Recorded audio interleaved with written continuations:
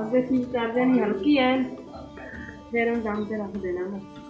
हौली हौली जरिए नरम हो जाएगी, पक जाएगी। चमचा पाता नहीं फेरना, नहीं तो फिर वो सारी वो लिटी बन गई, फुल टुट जाते हैं ना। गोभी का पता ही नहीं लगना की पकाया। गोभी का गोबा बन जाएगा।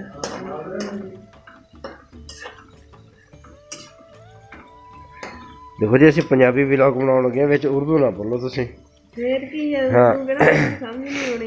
मिक्स करी जाते हो ना सारा कुछ। कोई गल नहीं, खैर फिर विच थोड़ी थोड़ी सराकी भी लाओ। सराकी की लाठी सारे तोड़ देने।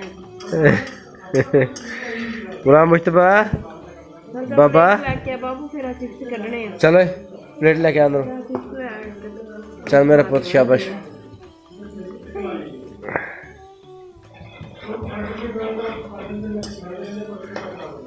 साडे फ्राई हो चले माशाल्लाह। आ दे मेरा बच्चा खाऊगा। 2 मिनट रोक लो। सारी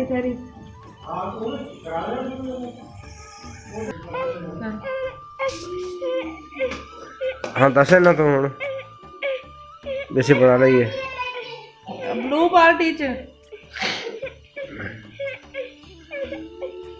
हाँ वो दे दी नहीं। आ ले, आज साडी चिप्स बन गई है माशाल्लाह। हाँ जी, नाल अच्छी कैचअप भी रखते हैं हुण।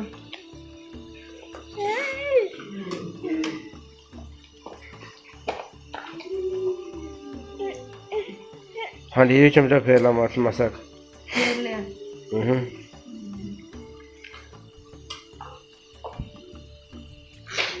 ओके बाय करो फिर। मजे चलो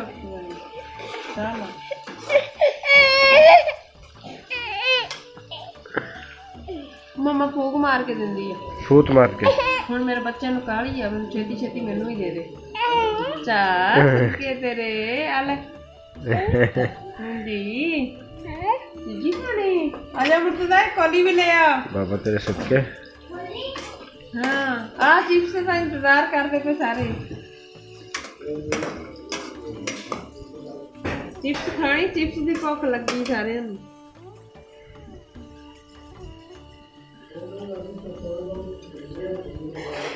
अच्छा सारे ने भुख लगी, तू नहीं खान लगी है ना?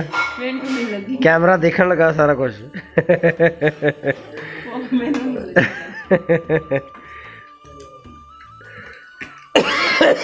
दे मम्मा विच पा दे।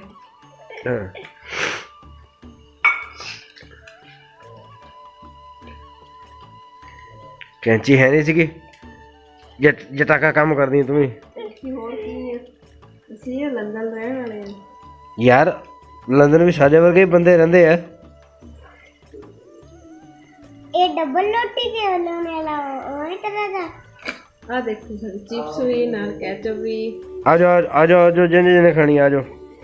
आ देख इदां इनू इदां करके इधर खाई। अच्छा सानू नहीं सी पता इस गल दा। हाँ जी मम्मा सदके आ ले। चलो ठीक है, इधर साडा यही ब्लॉग सी। सालन असीं भी पकौने पका के फिर बाद विच खाने। हाँ चिप्स का हो गया। हाँ जी ओके ला फिर मिलेंगे अगले ब्लॉग में इंशाल्लाह।